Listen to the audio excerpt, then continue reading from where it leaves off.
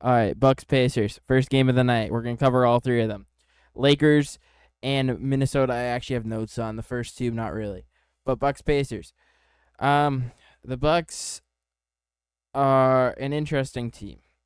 Some nights they look okay. Like tonight, I don't think they were awful. Are they gonna win this series? Probably not. But they did better. The game was actually close, somewhat. Giannis looked good. Dame looked really good considering he hasn't played since I think February or early March. He played really well. But other than that, the Bucks have nothing.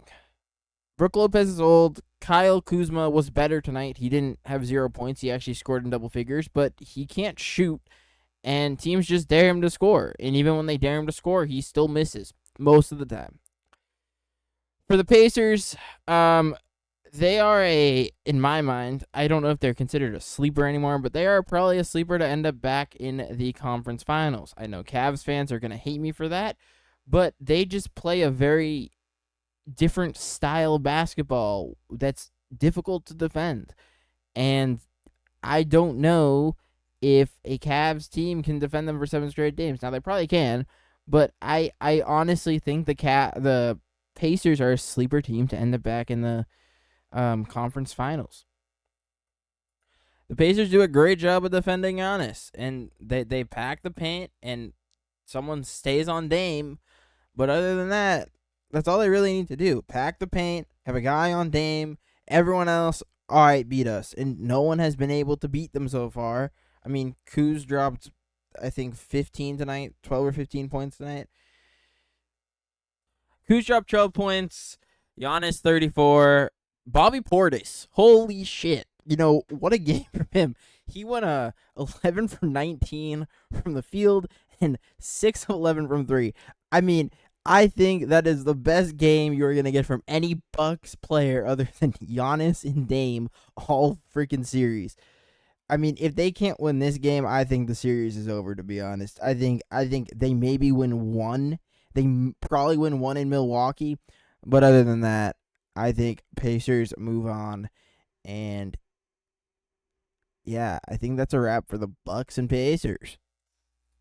Next game that I really didn't watch, but I watched towards the end. Memphis versus OKC. Let's start with Memphis. What is happening there? I just feel like they have no sense of urgency. They don't really want to win. They don't really care, and they just want to get out of the playoffs.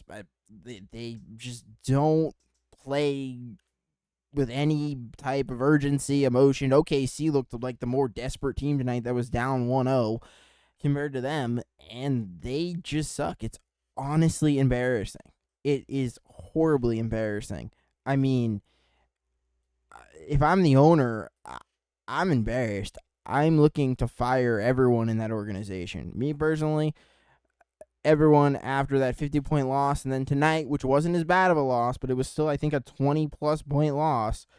Yeah, it was a 19-point loss, but still, it's a very two back-to-back playoff losses that look like they're just horribly embarrassing. I mean, there's something in that organization that needs to change. They fired Taylor Jenkins, I guess, because they thought he was the problem. I think there's more of a problem because I think if Taylor Jenkins is the coach, I don't think they lose by 50 or by 20 tonight. They're just bad. For OKC, you just keep doing what you're doing. I mean, you're the favorite to win the finals. As a Celtics fan, I strongly disagree, but OKC is a very, very good team, and honestly, Shea has not had any crazy games. These last two games, Shea has, at least tonight, Shea shot 34% from the field and 30% from three. I mean, he only had 27 points. This has not been an unstoppable Shea game. I mean, to be honest, no one on OKC has had unbelievable games. Jalen Williams had a good game tonight. Chet had a pretty good game, but they haven't shot the ball well from three. Tonight they shot 33%, and they shot 43% from the field. I mean, OKC is not having these unstoppable games, but Memphis is just so bad and has such a non-lack of urgency that it is just they're just beating the shit out of them, for lack of a better term. They're just killing them. These games aren't even close at all. Next game, Bucks versus nope. I mean Lakers versus Minnesota. All right. Lakers versus Minnesota. Big thing here for Minnesota. We'll start with them. They have to limit the Luka free throws. Luka shot 11 free throws tonight. 11. Fuck. God damn it, I can't count this. Anyway, ignore that. Luka shot 11 free throws tonight, and he did not miss a single one. They have to limit him at the line. Otherwise, it is GG's. I mean, the Lakers just benefit when they can play at their pace. They want to play slow. Minnesota wants to play fast. Another thing for Minnesota is in the second half when they made their run, they really want to play fast. I mean, when they made their run in the second half, they were running up and down the floor. It did not allow the Lakers defense to get set. And if the Lakers defense can't get set, they are not a very good defensive team. Now, if you let their defense set, it's a different story because they can get in their rotations and they can help. But if it's off the fast break, they are not a good fast break team. My phone keeps locking, so this is really annoying because I actually have notes on this game, but my phone, whenever I talk, just likes to lock. Moving on to the Lakers.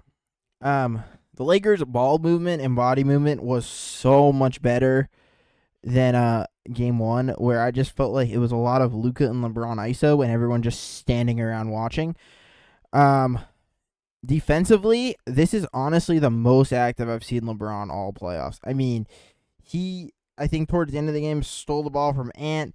He was just all over the place tonight. I felt like he was really active defensively. Same with Luka. Luka actually played some pretty good defense, considering that he's a subpar defender. And I thought they were really good defensively.